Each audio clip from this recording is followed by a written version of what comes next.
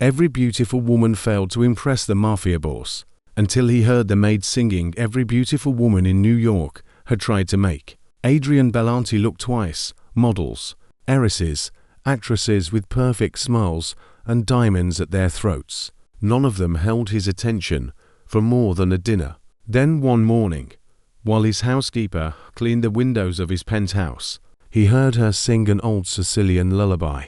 Adrian stopped breathing because the song belonged to a dead family, and the woman singing it was supposed to be impossible. Mara Ellery did not sing for attention. She sang because silence made expensive rooms feel cruel. 6 months of cleaning penthouses for Manhattan's elite had taught her many things. Rich people had more mirrors than patience.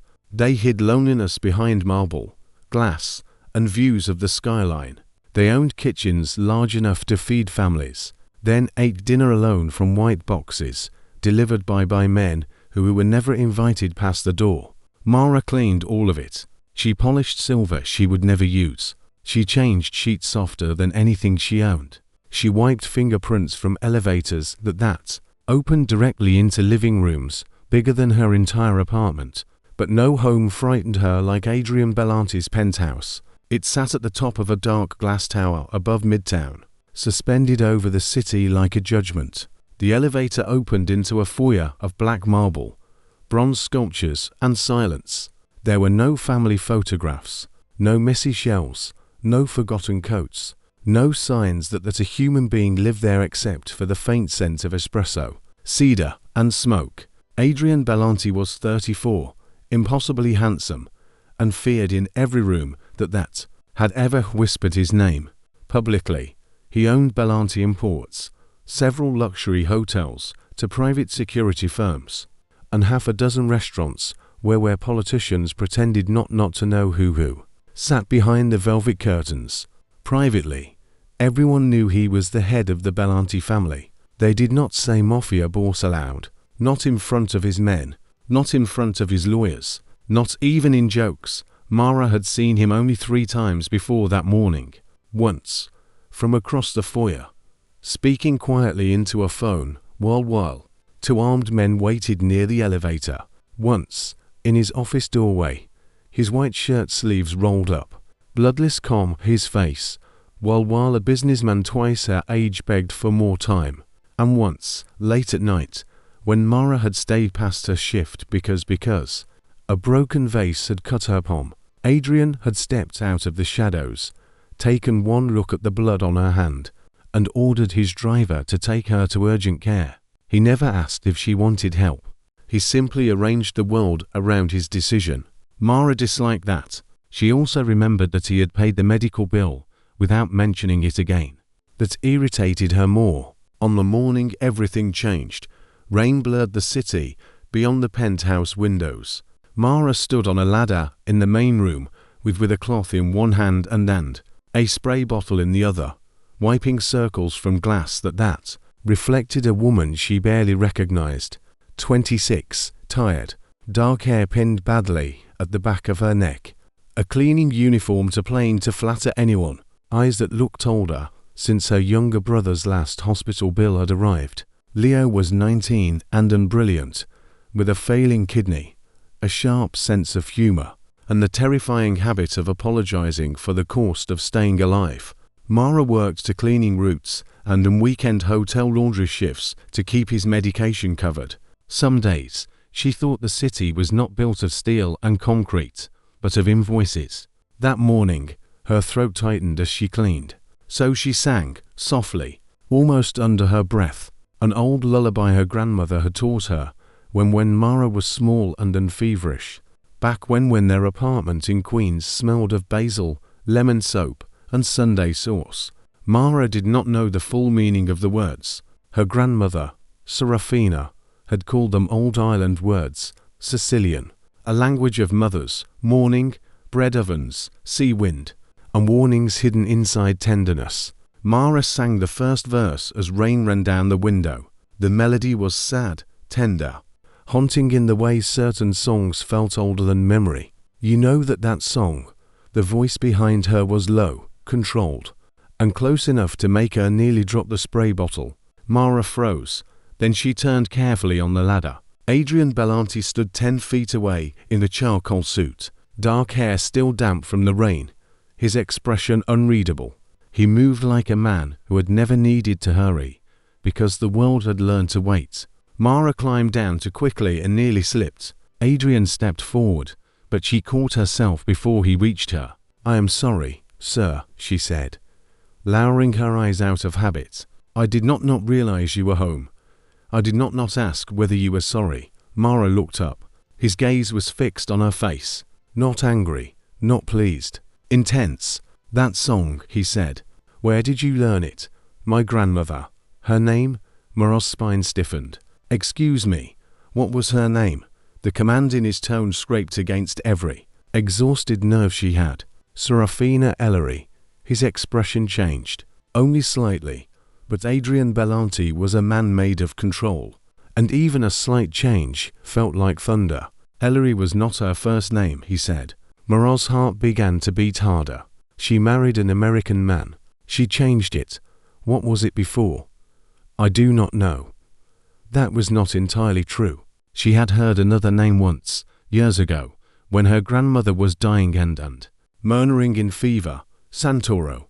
But the name had frightened Mara's mother so badly that she never asked again. Adrian stepped closer. "Sing it again." Mara stared at him. "No." His eyes sharpened.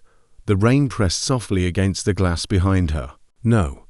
I am here to clean your windows, Mr. Bellanti, not perform." For a moment, the penthouse went still. Adrian's men, who had been standing near the hallway, looked as if they had just witnessed someone strike a match inside a room full of gas. Adrian did not look away from Mara. Then, unexpectedly, he smiled, not kindly, not fully, but enough to change the shape of his face. "Every woman who enters this penthouse tries to please me," he said. "You might be the first who refuses, while standing on my ladder." Mara lifted her chin. "Then your ladder has better judgment than your guests." One of his men coughed. Adrian's smile deepened. "Careful, Miss Ellery. I usually am." It has not helped much. That sentence slipped out before she could stop it. Adrian heard the truth beneath it. His expression cooled, but not with displeasure, with attention. He looked at the cloth in her hand, the cheap shoes on her feet, the exhaustion in her shoulders, and something hard moved behind his eyes. "What is your brother's name?" Mara went cold. "How do you know I have a brother?"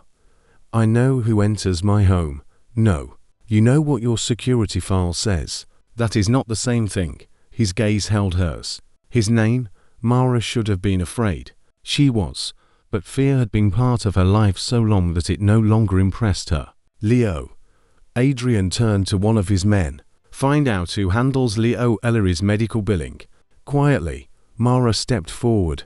"Do not." Adrian looked back. "Do not what?" "Do not touch my brother's life." "I was going to help. You were going to interfere." The room went silent again. Adrian studied her. Most people would have accepted the money. Mara knew that, some days, she hated herself for not accepting easily. But every kindness from a powerful man had a hook somewhere. Her mother had taught her that before dying tired at 48. After years of working for people who called themselves generous because they gave Christmas bonuses and stole dignity all year.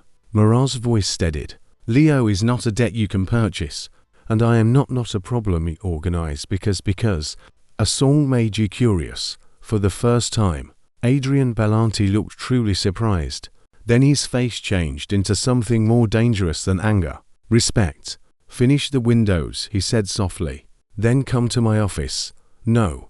His eyebrow lifted. "No again. I have 3 more apartments today. I will compensate your agency." "I did not ask you to." "No," he said. "You did not." He turned to leave, then stopped. "When you finish the windows, come to my office. Not because I command it. Because I may have information about your grandmother." Mara's breath caught. Adrian looked over his shoulder. "And because, Miss Ellery, that song is not merely a lullaby." Then he walked away. Mara stood in the middle of the room with a wet cloth in her hand. The sudden terrible feeling that A door she had never seen had just opened in the wall of her ordinary life. She should have left. She should have called the agency, asked to be reassigned, and never set foot in Bellanti Tower again. But curiosity was a cruel inheritance. So after she finished the windows, after she polished the glass table and replaced the towels in the powder room, Mara knocked on Adrian Bellanti's office door. "Come in." His office was warmer than the rest of the penthouse. Dark wood, leather chairs, bookshelves, a black and white photograph of an old Sicilian harbour above the fireplace. On his desk lay a folder. Beside it sat a small silver music box. Mara recognized it immediately. Her grandmother had owned one almost exactly like it. She stepped closer without thinking. Adrian watched her. "You know this object?" "My grandmother had one." "Did it play the same melody?" Mara stared at him. "How would you know that?" He opened the music box. A faint, delicate version of the Lullaby filled the room. Mara's knees weakened. The melody was not exactly the one her grandmother had sung, but close enough that her childhood seemed to rise around her. A small kitchen, flour on wrinkled hands, a grandmother's voice. "Do not sing this for strangers, cara mia. Keep it for blood," Mara whispered. "Where did you get that?" It belonged to Alessia Santoro. The name hit her like cold water. Santoro. Adrian saw recognition cross her face. "Your grandmother's real name was Serafina Santoro," he said. Her older sister was Alessia. They were daughters of the Santoro family in Sicily. Mara laughed once, because the alternative was shaking. "My grandmother cleaned hotel rooms in Queens. She made lentil soup and yelled at game shows. She was not part of some family from Sicily. She was hiding from one." Mara stepped back. "No." Adrian opened the folder. Inside were photographs, old ones. A woman in a black dress standing on a stone balcony. Another woman beside her, younger, with Mara's eyes. A faded immigration paper. A baptism record. A newspaper clipping in Italian. Mara reached for the photo before she could stop herself. The younger woman was her grandmother. Not old, not stooped over a sink, not sick in a narrow bed. Beautiful, defiant, alive in a way Mara had never imagined. "Why do you have this?" "My mother collected histories of the old families. The Bellantis, the Vescos, the Torinis, the Santoros, criminal families." His expression did not change. "Yes." Mara looked up sharply. "I'm not part of that world." "No," Adrian said. "But that world may still be part of you." She hated how calmly he said it. "What does that mean?" "The Santoro family disappeared from Sicily after a betrayal 40 years ago. Their territory, records, and assets were absorbed by their enemies. Most believe the bloodline ended." Mara looked down at the photo again. "But my grandmother lived." "Yes. And you think that matters now?" "I know it does." "Why?"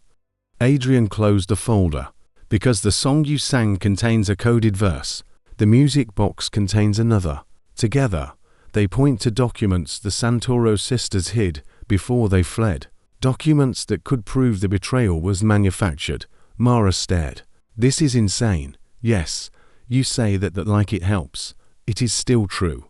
Her mind raced. She thought of Leo asleep beneath a thin blanket in their apartment. His medication organized by day. His college acceptance letter tucked into a drawer. Because neither of them knew if he would be healthy enough or wealthy enough to go. She thought of her grandmother's old warnings. "Do not sing this for strangers. Keep it for blood." She thought of Adrian's face when he heard the song. "What do you want from me?" she asked. His answer came too quickly. "To keep you alive." Mara's stomach turned. "From who?" "A man named Carlo Vesco. His family profited when the Santoros fell. If he learns you exist, he may see you as a threat." "If he learns," Adrian said nothing. Mara understood.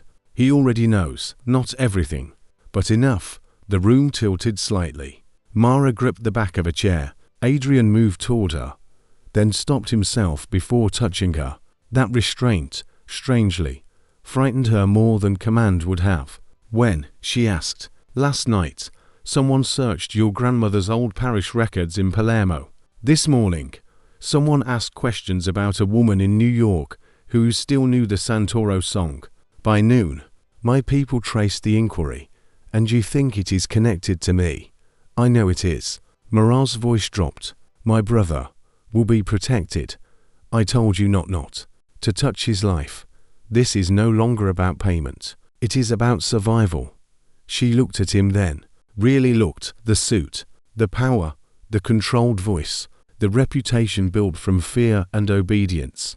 But beneath that, there was something else. Not softness. Not exactly. A wound shaped like responsibility. You do not get to decide for me, Mara said. His jaw tightened. No. The single word surprised them both. He looked away, then back. You are right. Mara blinked. Adrian Bellanti admitting she was right felt more unlikely than secret Sicilian. Documents hidden in songs, he continued. I can offer protection, information, money if you need it. But the choice must be yours. Why? His eyes held hers. Because women in my world have had enough choices taken from them for a moment. Mara could not speak. That sentence did not fit the monster people whispered about. Or maybe monsters were more complicated when they took off the mask in private. Mara looked at the photograph of her grandmother, then at the rain beyond the office window. I need to see Leo. I will drive you. No, I will take the subway. That is unsafe. So is being alone in a car with a mafia boss. The corner of his mouth moved. Fair. He took a card from his desk and set it beside the folder. Call me when you get home. I will not promise that. I know. She took the card anyway. That evening, Mara found Leo sitting at the kitchen table with his laptop open, a blanket around his shoulders, and 3 empty pudding cups beside him. You look like someone died, he said.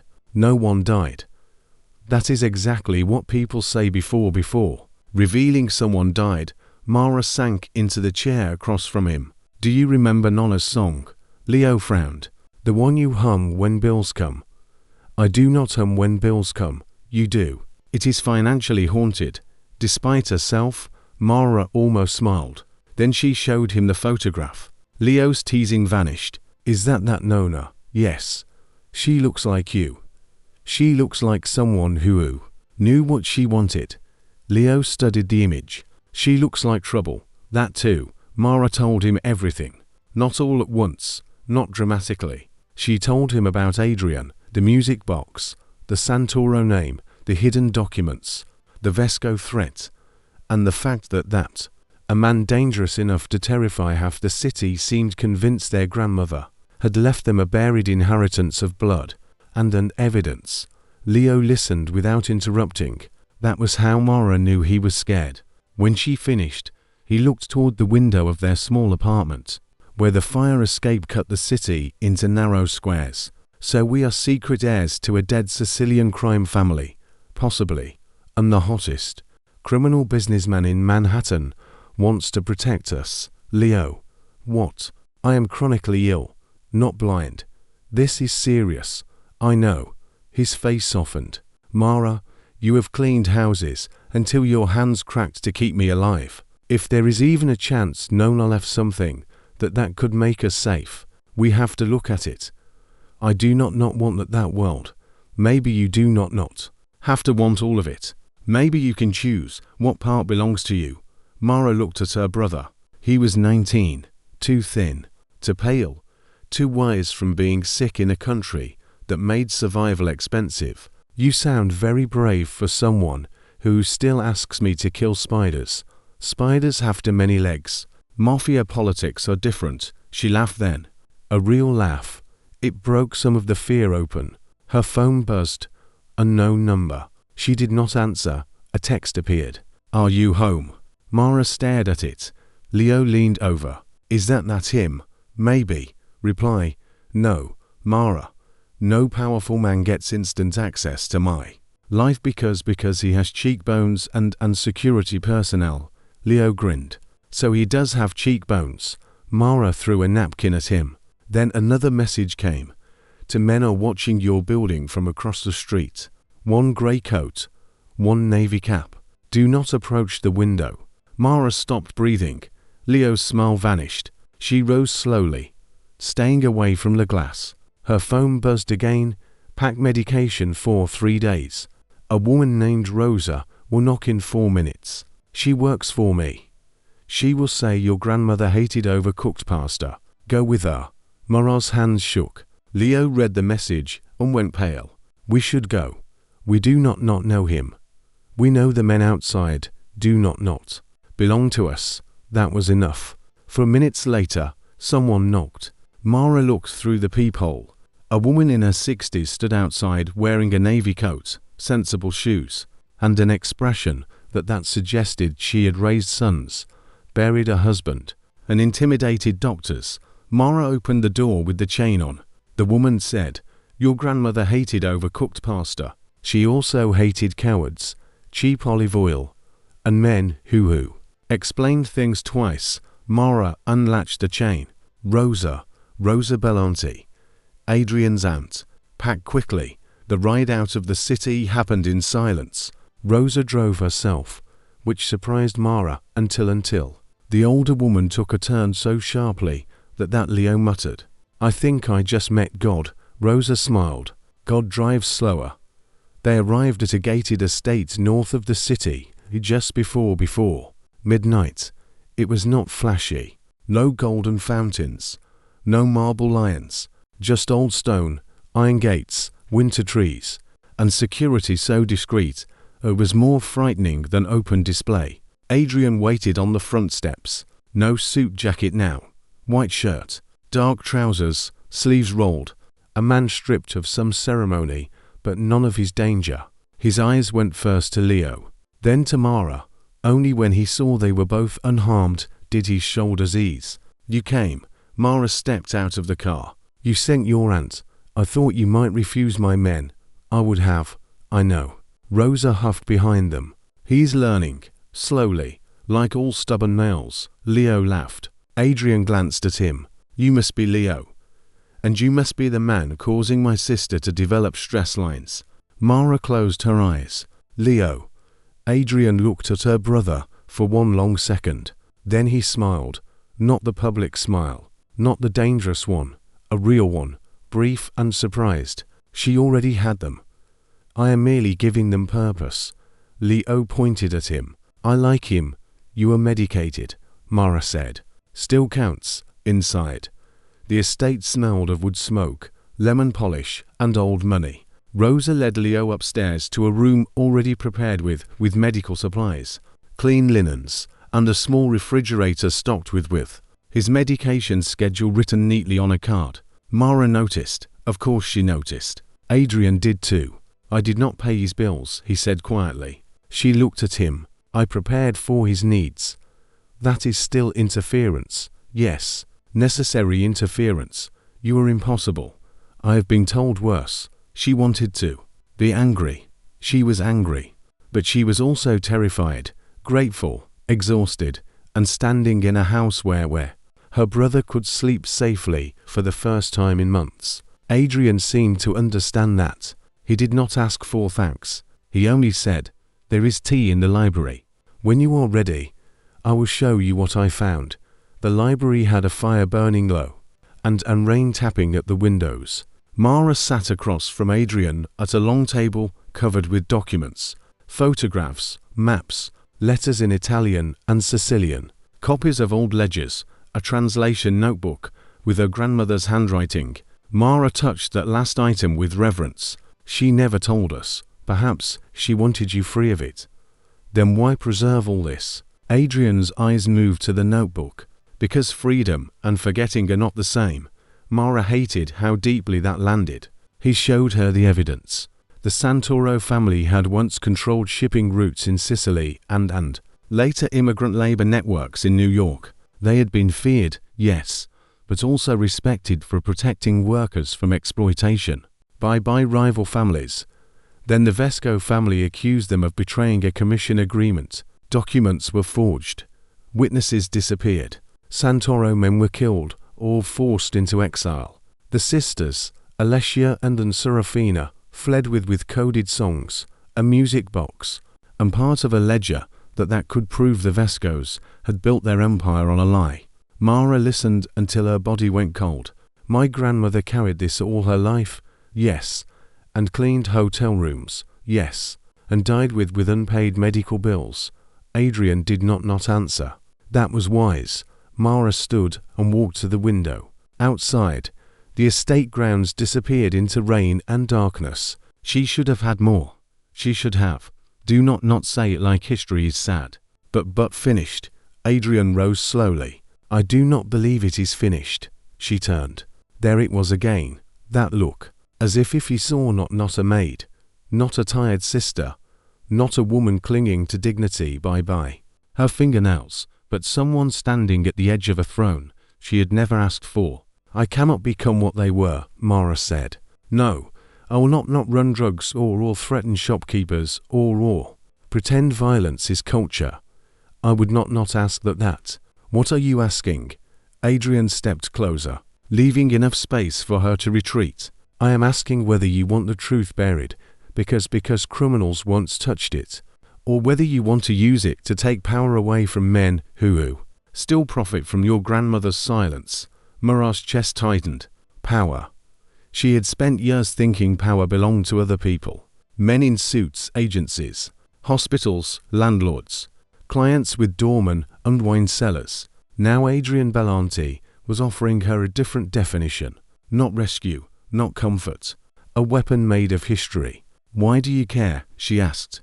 The fire shifted behind him. For the first time since she had met him, Adrian looked away.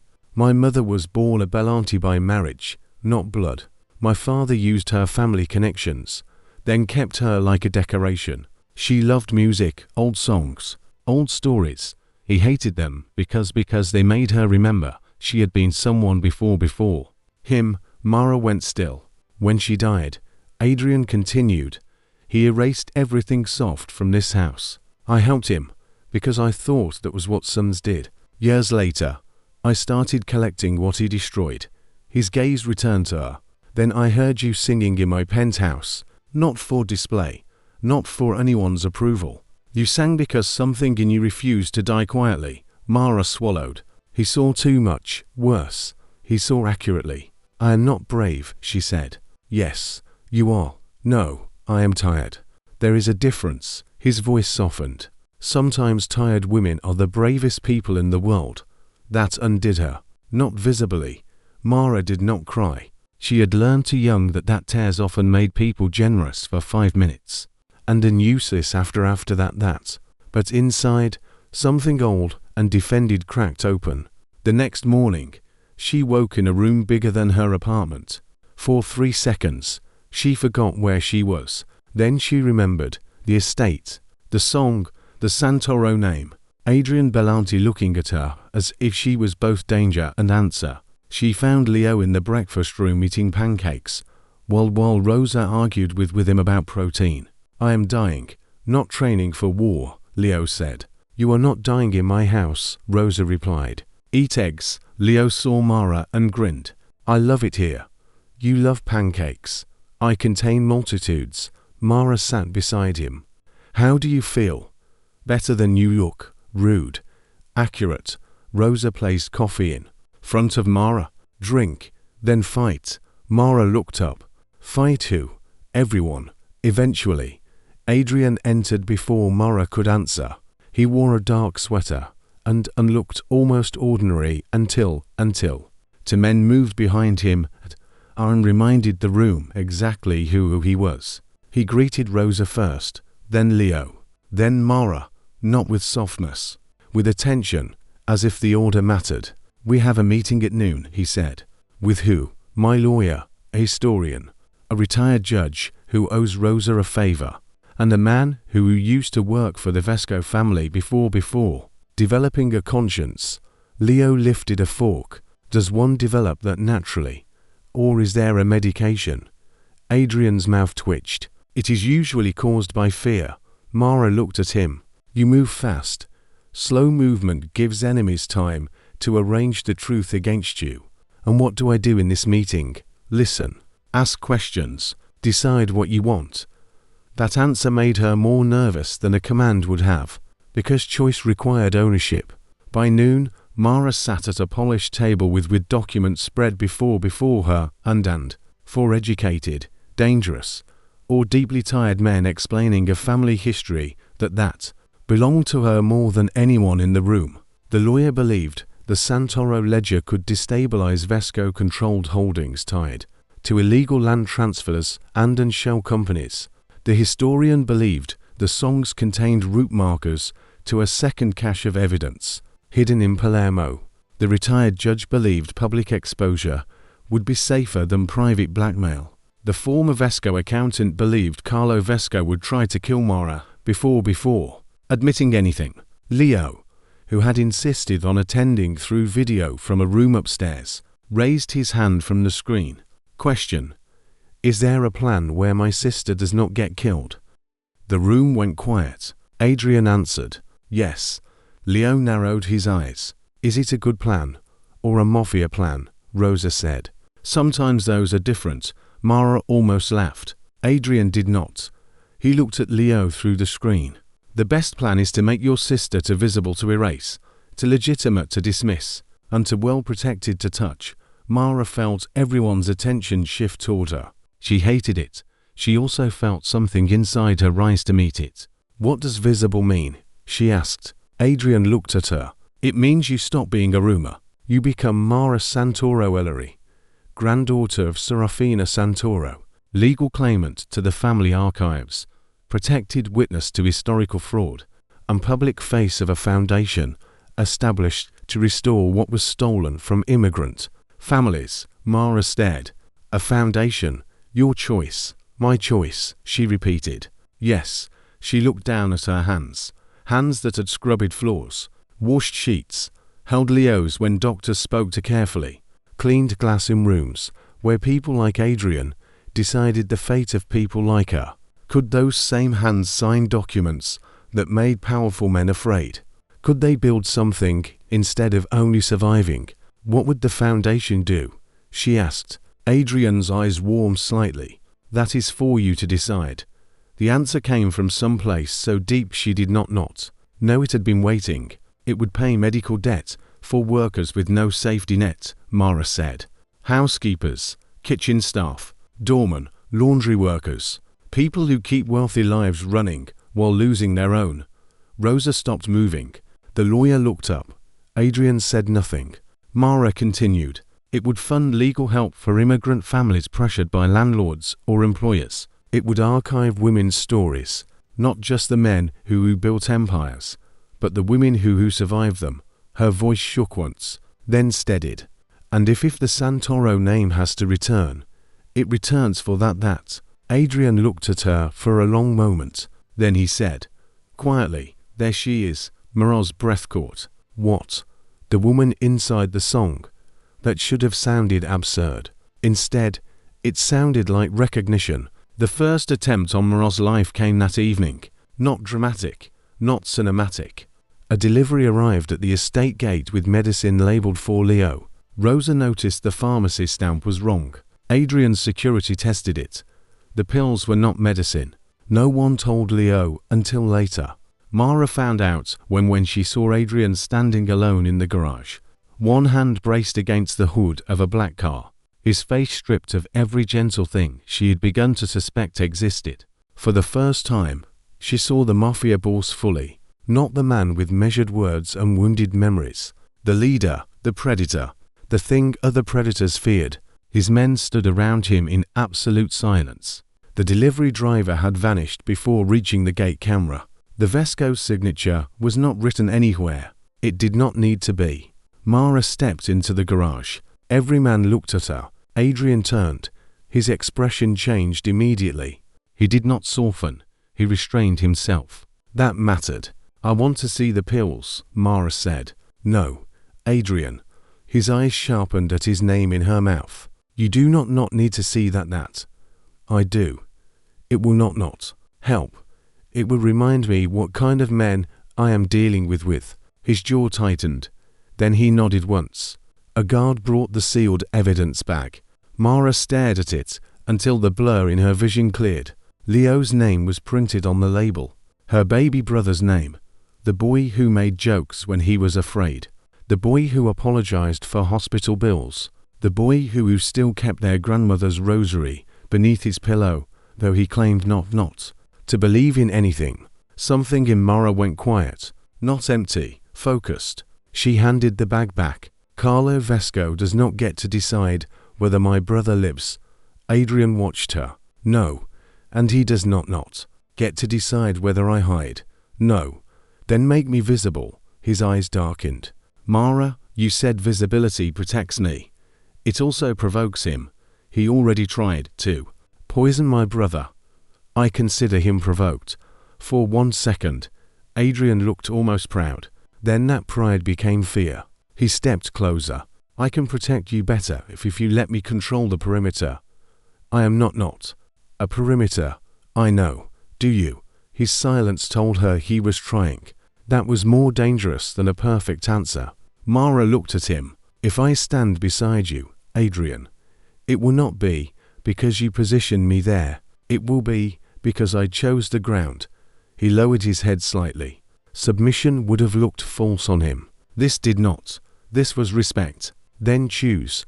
The press announcement happened 48 hours later. Mara wore a navy dress Rosa had produced from somewhere and flat shoes because she refused to face organized crime in painful heels. Adrian stood beside her on the steps of the Bellanti Cultural Trust, a building he had once planned to use for his mother's music collection. Now it would house the Santoro Workers' Relief Foundation. Reporters gathered. Cameras flashed. Mara's hands were cold. Leo watched from a secure room inside, refusing to stay in bed and texting her unhelpful encouragement. Do not faint. If you faint, do it gracefully. Adrian leaned closer. You can still walk away. Mara looked at the reporters, at the city, at the line of workers watching from across the street, because news traveled fast in invisible communities. Housekeepers, cooks, drivers, delivery men. A woman in a hotel uniform who stood with her arms folded as if bracing herself against hope. No, Mara said. I cannot. Then she stepped to the microphone. Her voice shook on the first sentence. My name is Mara Ellery. She stopped, breathed, then corrected herself. My name is Mara Santoro Ellery. The camera snapped. I was raised by women who worked hard, stayed quiet, and carried histories no one paid them to preserve. My grandmother came to this country with songs that sounded like lullabies, but were also maps, warnings, and proof. Adrian stood to her left, still as a stone. Mara continued. 4 years, I cleaned the homes of powerful people. I learned that many rooms are called private because they are full of things no one wants examined. But hidden things do not disappear. They wait. A murmur moved through the crowd. Mara looked directly into the cameras. The Santoro Workers' Relief Foundation will open with one purpose: to make sure the people who clean the rooms, cook the food, carry the bags, drive the cars, and care for the sick are not disposable. Her voice strengthened. We will begin by paying emergency medical debt for service workers, providing legal support for exploited employees, and preserving the histories of immigrant women whose labor built families, while men took credit for empires. She paused, then said the sentence Adrian had not written. And to the men who profited from my grandmother's silence, I want you to understand something. Her granddaughter learned the song. The crowd went silent. Then noise exploded. Questions. Shouting. Camera flashes. Adrian's hand did not touch her back. He had learned not to claim her in public. But he stood close enough for her to feel his presence like a wall she could lean on if she chose. She did not lean. But she was glad he was there. That night, every major news site carried her face. The maid who may bring down an empire. Adrian hated the headline. Mara did not. It is accurate enough, she said, sitting in his library with tea she had forgotten to drink. You are not a maid. I was yesterday. You are always more. She looked at him. Careful. That sounds like romance. It might be. Her heart beat once, hard, Adrian did not smile. He looked almost grim, as if romance, for him, was not a game, but a dangerous country he had never crossed without losing someone. Mara set down her cup. Do not say things you cannot live up to. I try not to. Men say many things. When a woman becomes interesting to them. His gaze held hers. You were interesting before I knew your name. That is not better. No, it is not enough. He stood and walked to the fireplace, putting distance between them as if he did not trust himself with less. My world is not clean, Mara. I am not clean. I have done things to keep power, to survive my father, to keep worse men from taking what I control. I know. You know rumors. I know. Enough. No, he said quietly. You know enough to be afraid, not enough to choose. Mara studied him. And if I ask, I will answer everything. His jaw flexed. Enough truth that you can decide whether to stay away from me. The room changed. Not because of threat, because of vulnerability. Mara rose. She walked to him slowly. I am not asking tonight. He looked at her. Why? Because tonight I need to remember that I survived the microphone. A faint smile touched his mouth. You did more than survive. I know. There is the arrogance I learned from watching billionaires order coffee. He laughed softly. The sound warmed something in her. She had not given permission to thaw. Then his gaze dropped to her mouth. Only for a second, but it was enough. Mara should have stepped back. Instead, she said, if you kiss me, because I am a Santoro, I will be furious. Adrian went very still. If I kiss you, it will be because you are Mara. Good. And because you terrify me. That startled her. I terrify you. Yes. Why? Because you make me imagine a life where power is not the only thing I come home to. Mara could not breathe properly after. That. He touched her cheek with the back of his fingers, slow enough for her to refuse. She did not refuse. The kiss was not the kind she expected from a man like him. It was not possession, not conquest. It was careful, almost reverent, as if he understood that a woman who had spent years being used by systems should never be taken by surprise. Mara's hand rose to his shirt. For one impossible moment, she was not a housekeeper, not an heir, not Leo's emergency contact, not a woman with enemies. She was simply a woman being kissed by a man who knew exactly how dangerous he was and are almost trying not to make that her burden. When they parted, Adrian rested his forehead against hers. I should apologize for kissing me, for wanting to do it again. Mara smiled. Despite herself. Do not apologize yet. His eyes darkened. No, I have not decided whether I forgive you. The second attack did not come for Mara. It came for the foundation. 3 days before the first workers' clinic was scheduled to open, every bank account tied to the foundation was frozen under suspicion of fraud. Anonymous complaints had been filed. News commentators began questioning whether Mara was a puppet for Adrian Bellanti. Vesco-controlled businesses funded the smear campaign through shell companies. Mara watched herself become a symbol strangers argued over while her actual work stalled beneath paperwork. For one afternoon, she broke. Not in public. Not in front of Adrian's men. In the archive room, surrounded by her grandmother's copied songs and legal documents, Mara sat on the floor and pressed both hands to her face. She did not sob. She simply could not stand up. Adrian found her there. He entered, saw her, and stopped. Then he sat on the floor across from her, not beside her, not looming. Across, a man in a $3,000 suit, sitting on the floor because she was there. That almost made her cry more. I am tired, she said. I know. No. You know strategy. You know enemies. You know how to move money and men. I am tired in a way that feels stupid. There is nothing stupid about exhaustion. I stood in front of cameras and said big brave things, and now I cannot even open another email. Adrian's voice softened. Then do not open it. They are freezing the foundation. I know. They are calling me your puppet. I know, I hate, that the part that hurts most is not the danger. It is being reduced again. His face changed. There was anger there, but he did not weaponize it. He held it. What do you need? He asked. Mara looked at him. The question had become his discipline, his way of choosing not to control. I need an hour where no one needs me to be brave. Adrian nodded. Done. He took out his phone. Rosa? No one enters the archive room for 1 hour. Not me. Not Leo. Not God if he lacks clearance. Mara laughed unexpectedly. Adrian ended the call. Then he looked at her. Do you want me to leave? She considered lying. No. So he stayed. He said nothing. For 1 hour, Adrian Bellanti sat on the floor with her while the world waited outside. That was the hour Mara began to trust him. Not the kiss, not the protection, not the money he could move or the fear he inspired. The sitting, the silence, the fact that he let her be tired without trying to turn it into a lesson. By nightfall, she stood up. By morning, she was ready.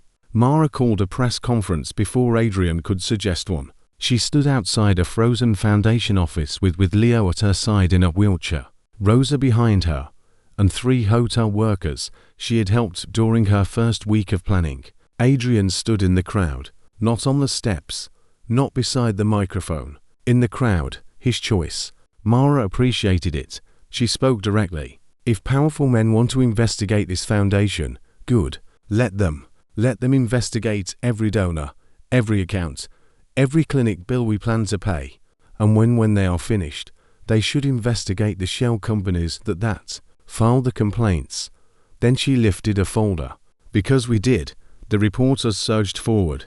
Mara released the records publicly, not through whispers, not through blackmail, through evidence, legal filings, bank transfers, connections between Vesco businesses and fake worker charities used to launder money. While denying real workers help, the retired judge delivered sworn statements. The former Vesco accountant came forward under protection, and Leo, pale but smiling, delivered the line that went viral. My sister used to clean penthouses. That means she knows exactly where rich men hide dirt. The internet loved him. Mara grounded him from interviews. Within 48 hours, the bank accounts were unfrozen. Within 72, Carlo Vesco requested a private meeting. Adrian advised against it. Mara insisted. He tried to bury my grandmother, poison my brother, and destroy my work, she said. I want him to look at me when he realizes he failed. The meeting took place at a closed restaurant in Little, Italy that had once belonged to the Santoro family. Adrian hated every second of it. He checked the exits twice. His men checked them for more times. Mara wore black, not mourning black, judgment black. Carlo Vesco arrived with silver hair, a tailored coat, and the cold courtesy of a man who believed women were useful until they became inconvenient. He looked first at Adrian, then at Mara. You have caused unnecessary trouble, Miss Ellery. Mara sat across from him. Santoro Ellery. His mouth tightened. Names do not change reality. No, evidence does. Adrian remained standing behind her chair, silent by agreement. Carlo looked amused. The Bellanti king lets the maid speak for herself. Mara smiled. That smile made Adrian's expression shift. He had seen that smile before. Now, it usually meant someone was about to regret underestimating her. The maid has cleaned rooms men like you never thought she understood, Mara said. She has heard lawyers panic, wives cry, mistresses negotiate, sons beg, and businessmen lie into phones while she dusted shelves 3 feet away. Carlo's amusement faded. Mara leaned forward. Do not confuse being invisible with being ignorant. The room went still. Carlo looked at Adrian. You trained her well. Adrian's voice was soft. No, I listened well. That landed harder than a threat. Mara opened the folder.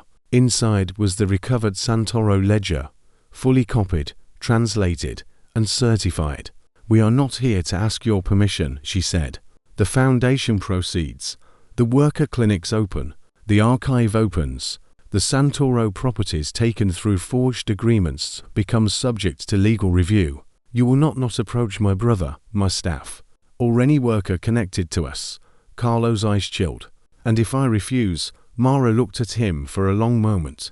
Then she began to sing, softly, the old Sicilian lullaby. The same melody that had started everything. Adrian went still. Carlo's face drained of color. Because this time, Mara knew the meaning. The verse named a harbor, a chapel, a date, a witness, the exact place where Carlo's father had hidden proof of the original betrayal. Before killing the man who recorded it, Mara sang only one verse. Then she stopped. We found the second cache, she said. Carlo said nothing. The full evidence goes public if anything happens to anyone under my protection. Adrian's eyes moved to her. Under my protection, not his.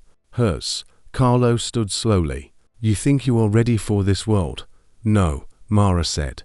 I think this world was not ready for women who we remember. For the first time, Carlo Vesco looked afraid, not of Adrian, of her. After that, things did not become easy. They became possible. The first Santoro workers' relief clinic opened in a converted storefront in Queens, not far from where Mara's grandmother had once cleaned hotel rooms. On opening day, the line stretched down the block. Housekeepers, restaurant staff, delivery drivers, home health aides, laundry workers, men and women who had spent years making other people's lives comfortable, while their own emergencies went untreated. Mara stood at the door and greeted each person herself. Leo handled sign-in until Rosa removed him for overexertion. Adrian stayed outside with security, exactly as Mara requested. He did not make the day about him. But when an elderly woman recognized the Santoro song and began crying in Mara's hands, Mara looked through the window and saw Adrian watching. His face was quiet, unhidden, proud. That evening, Mara found him on the clinic roof. The city stretched around them. Less glamorous from there, more real. Water towers, fire escapes, laundry lines, sirens, steam, lives stacked upon lives. Adrian stood near the edge, jacket off, tie loosened. Mara came beside him. You behaved today. I am capable of growth. Do not become arrogant. Too late, she smiled. For a while, they looked at the city together. Then Adrian said, my father would have hated today, because it helped people, because it did not require fear. Mara looked at him. And you? I think I spent years mistaking fear for legacy. His voice was low. Then I heard a maid sing while cleaning my windows. And suddenly legacy sounded like something else. She leaned her shoulder against his arm. He did not move. Like what? Like a woman refusing to disappear. Mara closed her eyes. Wind moved over the rooftop, carrying the sounds of traffic and voices from below. I am still afraid, she said. I know. I do not know how to be an heir. You are already doing it. I do not know how to love a man like you. Adrian turned toward her. That was the first time either of them had used the word love. It stood between them, terrifying and alive. Then love the man who is trying to become worthy of you, he said. Mara's throat tightened. You make that sound simple. No, I make it sound possible. She looked at him. The Mafia boss, the collector of lost songs, the man who had almost tried to control her. Then learned to ask what she needed. The man feared by men who never noticed housekeepers until one of them changed the balance of power in the city. Mara touched his face. I love you, she said. Adrian closed his eyes, as if the words hurt, as if they healed. When he opened them, there was no mask. I love you too, Mara Santoro Ellery. Below them, the clinic lights glowed. A small, stubborn answer to old darkness. 6 months later, the Bellanti estate hosted a formal gathering, not a gala. Mara refused that word. It was a restoration. The Santoro family name was publicly recognized through legal filings, archived documents, and agreements that redirected seized funds into the Workers' Foundation. No crown, no throne, No performance of criminal royalty, just a room full of people who had survived powerful men and gathered to witness a different kind of power. Mara wore deep green. Her grandmother's music box rested on a table near the front of the room. Leo walked in without his wheelchair for the first time in months, moving slowly, but proudly while Rosa cried and denied crying. Adrian stood at the bottom of the staircase waiting for Mara. When she reached him, he offered his arm, not possessively, formally, as if asking permission in front of everyone. Mara took it. The room turned toward them. For a moment, she remembered the first day in his penthouse. The ladder, the window, the rain, the cloth in her hand. The way she had felt invisible, until one song made a dangerous man turn around. Adrian leaned closer. "Are you ready?" Mara looked at the people waiting.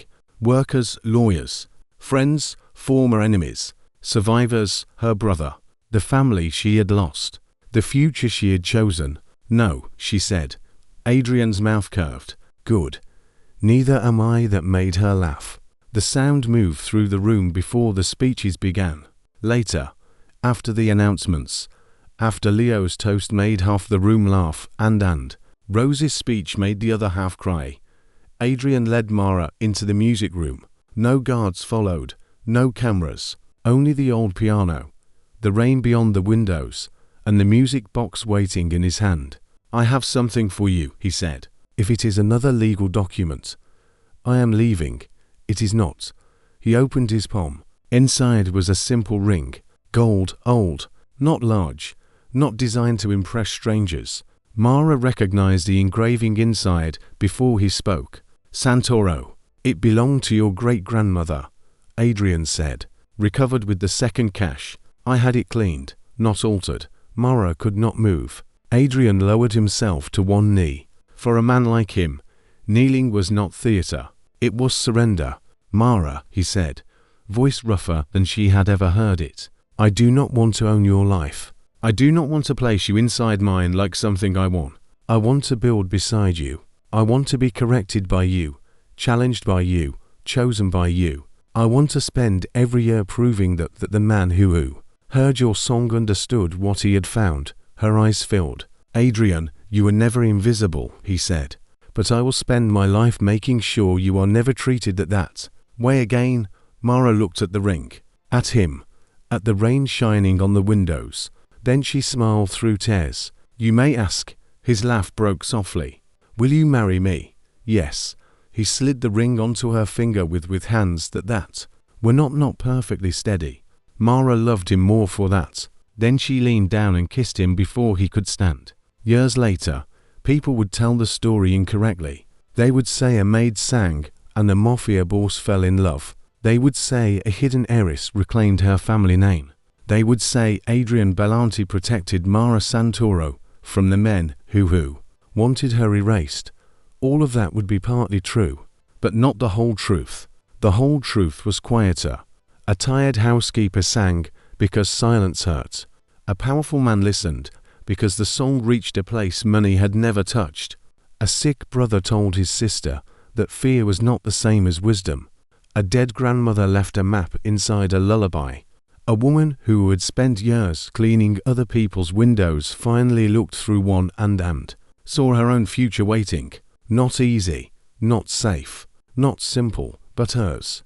And when Mara Bellanti stood years later in the first permanent Santoro archive, watching young women read letters written by grandmothers they had never met, she would sometimes hum the old song under her breath. Not as a warning now, not as grief, as proof that what men buried could rise, that what women carried could become power, that even in the coldest room above the city, a song could still open a door, and beyond that door, if a woman was brave enough to walk through, she might find not a cage, not a master, not a borrowed life, but the sound of her own name finally coming home.